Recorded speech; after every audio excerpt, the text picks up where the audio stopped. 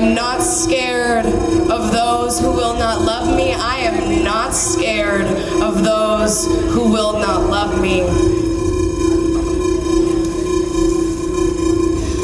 Have you ever tried to pull stems out of your mouth, and after all of that work, there's no flowers attached to the other end? Have you ever unintentionally cracked your knuckles against someone else's face as you push them away? Have you ever gotten fucking tired of wondering if other people will think if you're relevant or not? Have you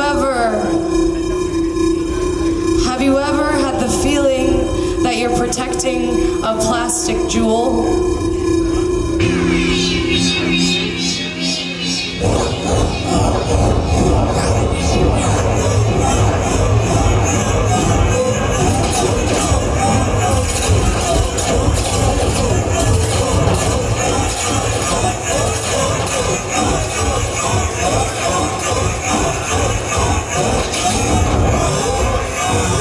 Sometimes you wake up feeling like a stray.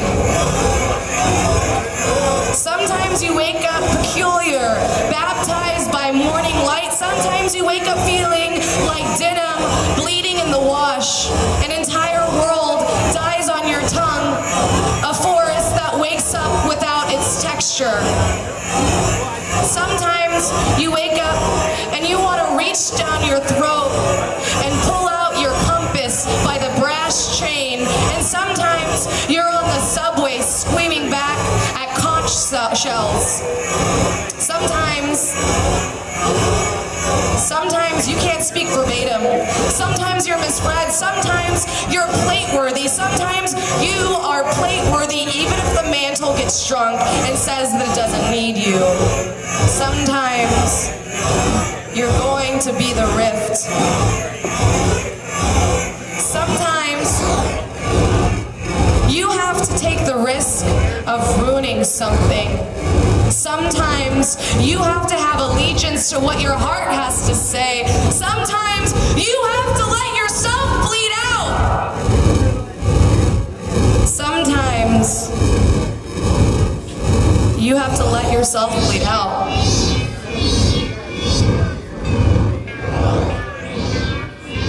Sometimes you have to be the magnetic strip in charge of the knife. Sometimes you have to thread and rethread and rethread to get the stitch that you need. Sometimes you have to know when to exonerate yourself. Every electric chair has a plug. Every thaw has its freeze.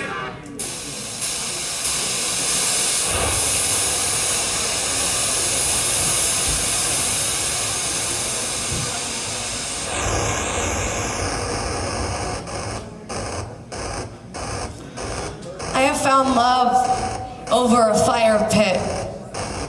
I have met someone who told me to never write about it. This guy accidentally swallowed one of his baby teeth and it meant nothing to him. I would have put it on my gravestone. Sometimes you have to use someone else's scraps to learn how to utilize your own.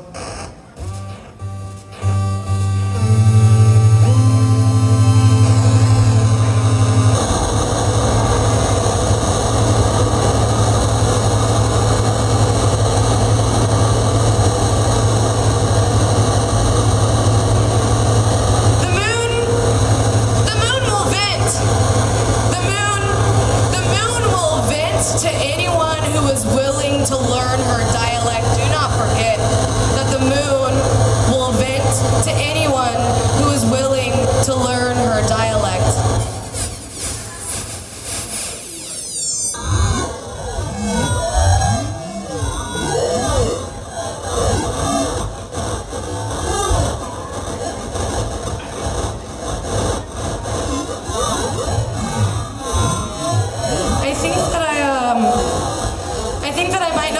Story right. Because this guy came up to me after a reading and he told me that my story wasn't was story enough for him. He told me that my poem was just a list of things and feelings, as if my words were just spoons going through a metal dish disposal. He said, how can your story be a story if there isn't a beginning and an end?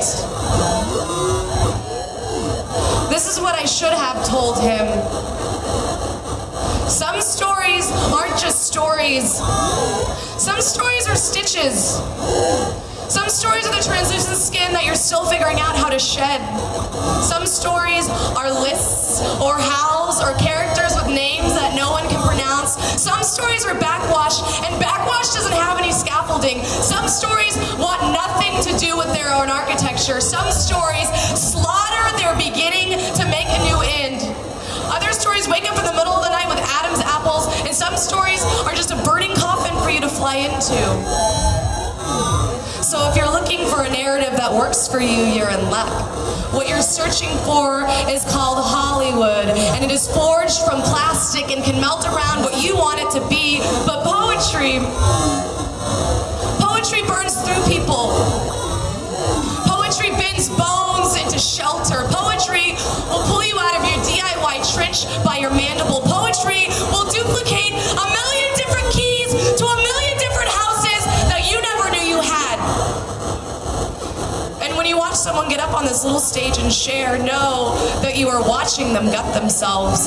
And if you've ever prepared fish on the side of the river, you know that you cut out the gallbladder because it can be poisonous. Some people are not trying to tell you a story. Some people are just trying to cut out their little sack of poison so they can no longer turn inwards and bite into it.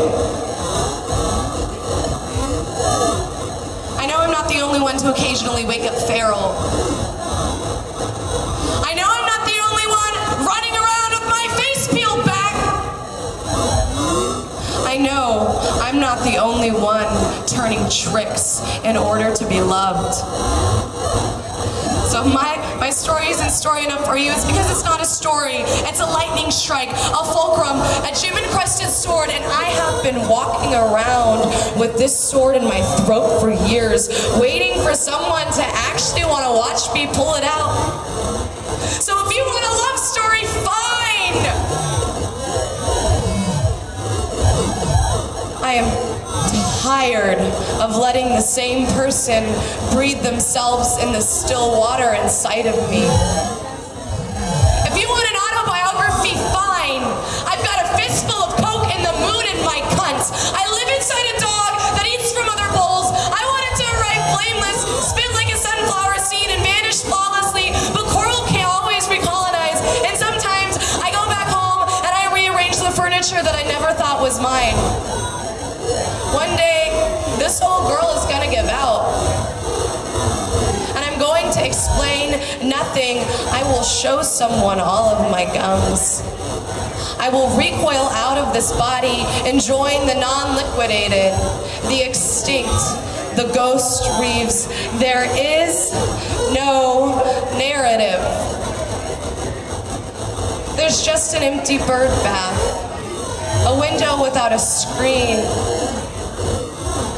So what if my words speak to no one, not even myself? I don't have anything to say, but I'm still standing here saying it. Isn't that poetry by default?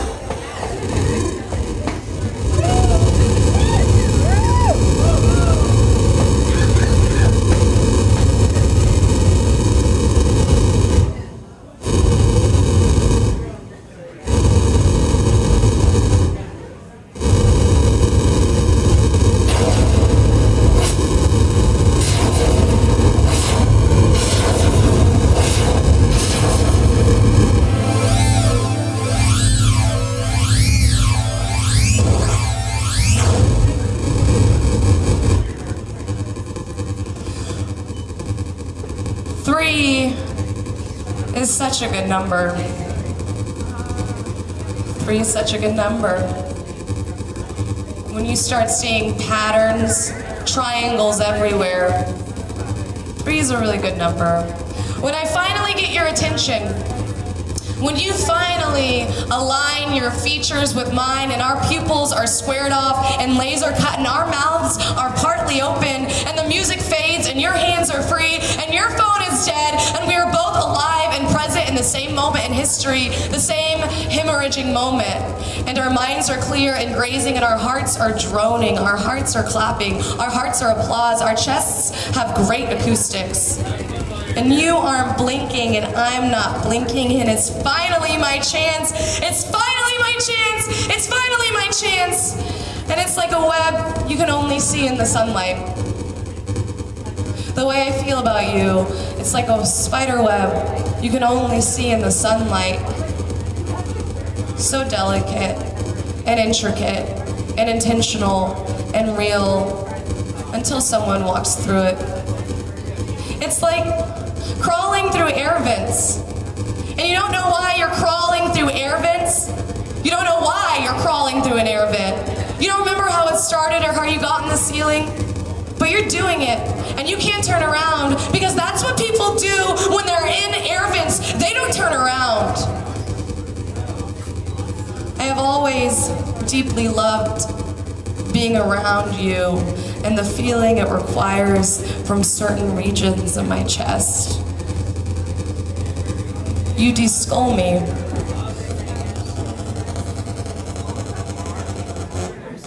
You de-skull me. You de-skull me. You keep tinkering with my heart.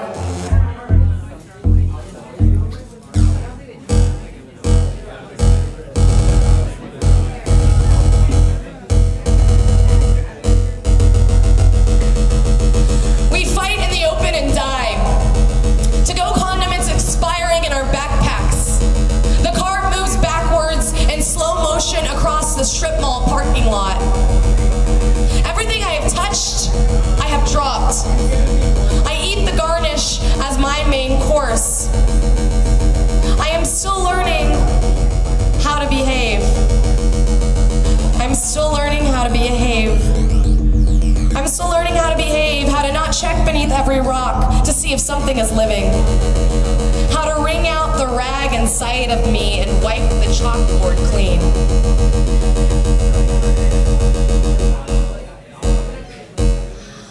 I dethrone my heart from my chest. I take the plaster mask from my sweaty face and throw the straws away. I stare directly into the sun until my blood becomes fluent in my body. I am trying. I am trying. I am trying to disassociate with the arrow that I can't pull out.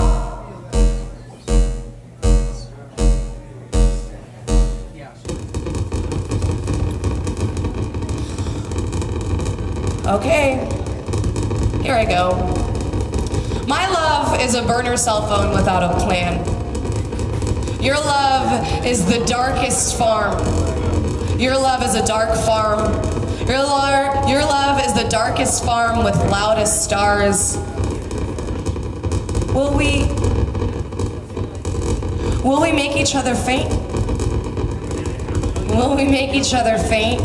Before our love grows out of our bodies, before our love grows fangs, before our love blots off and we have to use it for outdated tests. Our love is a laundry chute and a house without a ceiling or a floor. Our love is a single set of cataracts in a head that neither of us can find. I look at you. I look at you. I look right at you. And somewhere a speaker blows.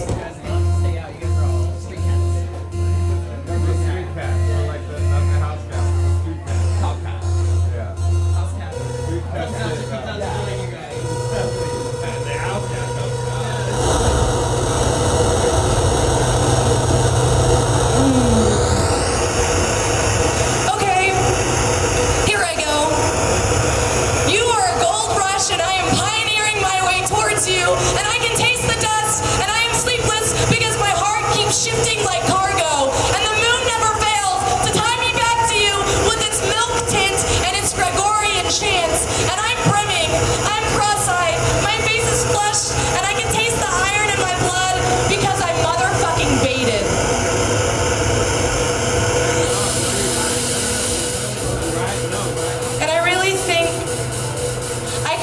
fleck of your love and make it last a lifetime. But that's just me mumbling under my breath with someone else's hook in my lip.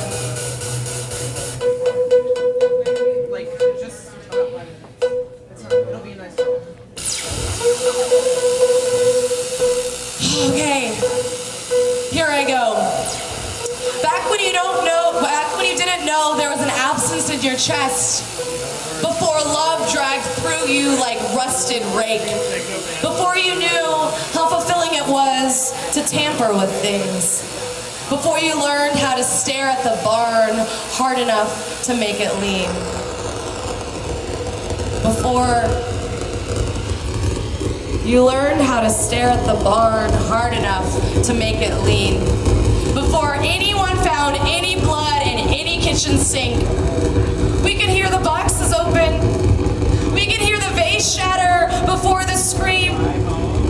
I didn't know. I didn't know. I didn't know what I was getting into.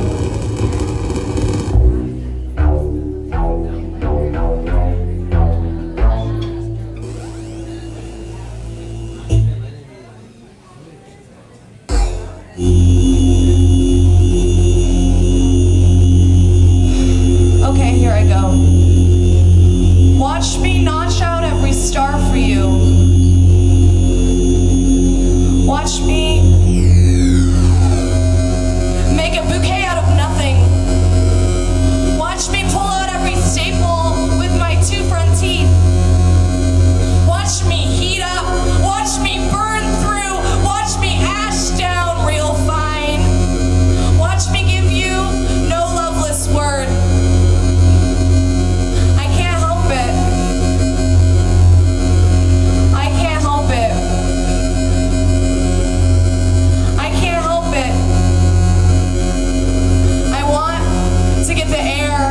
Knocked out of me. My heart doesn't know how to not hide, always looking to sink its teeth into a deeper love. There's nothing wrong with living until you die. There's nothing wrong with pulling your own fire alarm.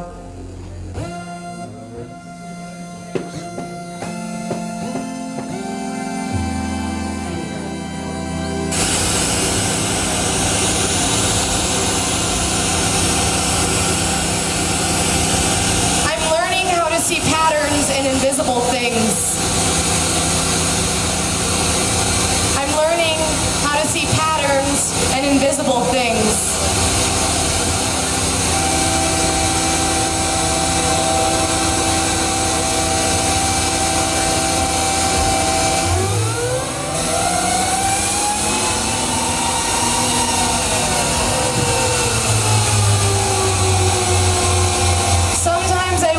Terrified that I'm still here. I've been dying so often in my dreams that I forget what to do with my hands when I'm still alive.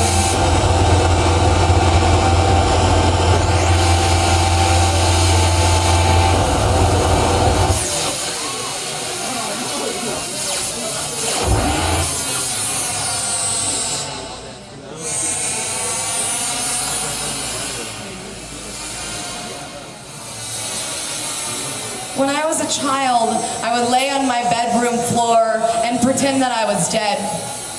I would wait for someone to outline me in chalk like a cartoon cutout.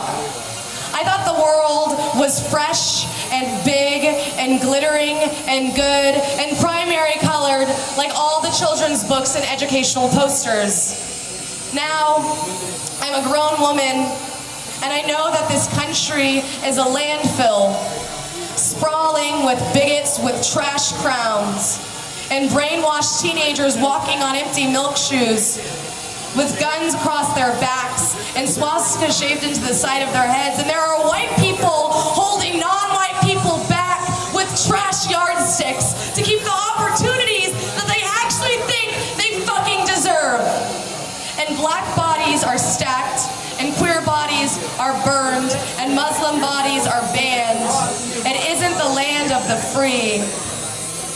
It's the king of the kill, of the white smile slaughter, king of the control, glistening guns and lit literature, and a million new portals to exonerate, to boil over and wet out the burner. The crust, the beautiful crust is cut off because white bread. Because white bread. Because white bread wants white bread on white bread's shelf. Whiteness that keeps blackness beneath it is fucking nasty. Whiteness that keeps blackness beneath it is fucking nasty.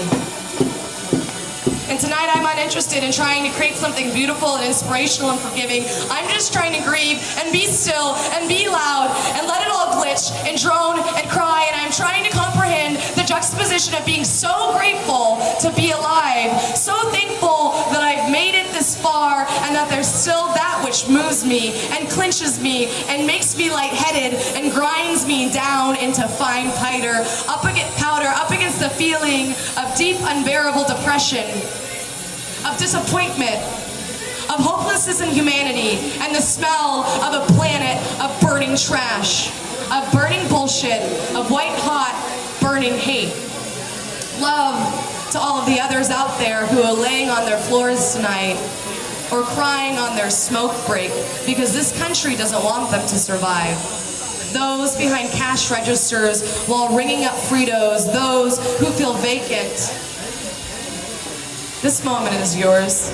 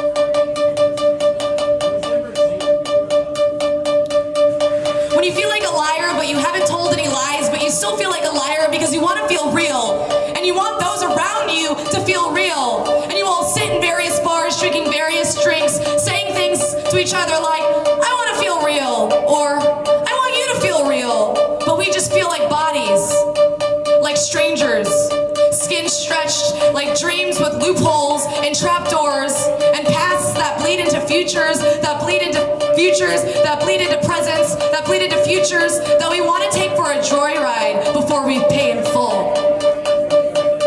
And we feel like work. And we feel like work, we feel like a lot of work. Deposits that you can't give back. A lifetime of empty stables for all the animals inside of us that we were supposed to create and bring to life and train and love and ride into sunsets. But the animals we're riding that don't exist, the animals that we're riding that don't exist, trip and roll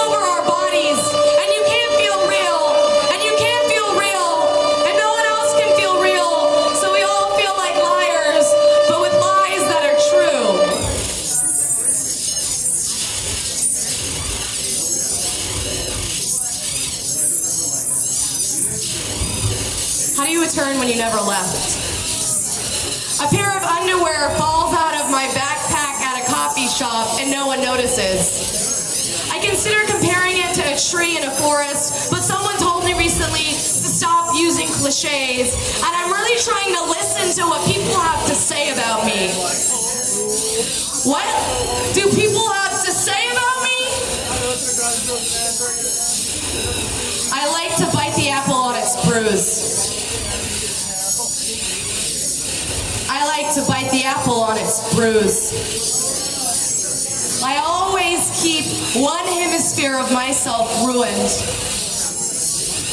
Always. I always keep one hemisphere of myself ruined.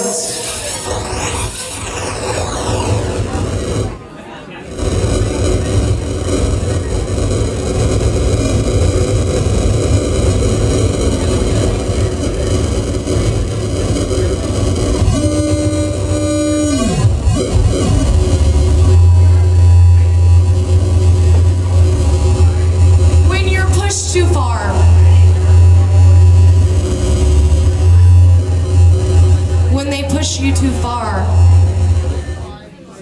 Because in this miserable void of violent male patriarchy, where loser leaders rip women apart, and fuckboys rip women apart, and fathers rip women apart, and rapists support rapists, and they talk about our pussies.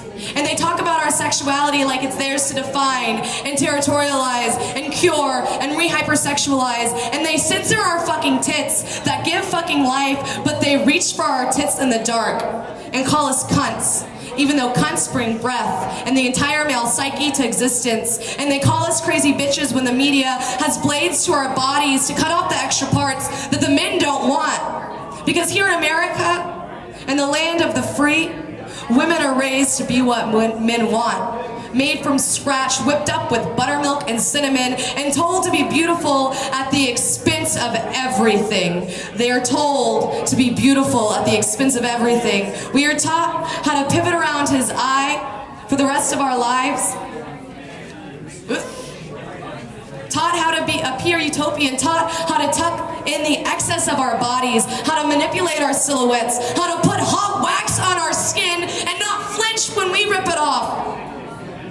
Taught to always lead with the hips, even if our faces fight back and want to be free, maybe just want to know what it is to breathe. We still put on our war paint, our cat eyes, our blood lips, because we live in a country where our fathers teach our mothers to teach their daughters to let men micromanage our face. Why is it that men still criticize the women for not marching to the beat of their own drum? How can women march to the beat of their own drum when all the men own all the drums?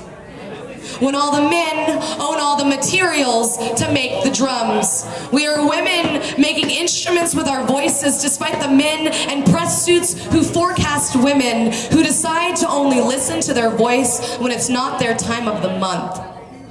When the media is painting our faces and shaming our resistance and shaming our resistance and shaming our resistance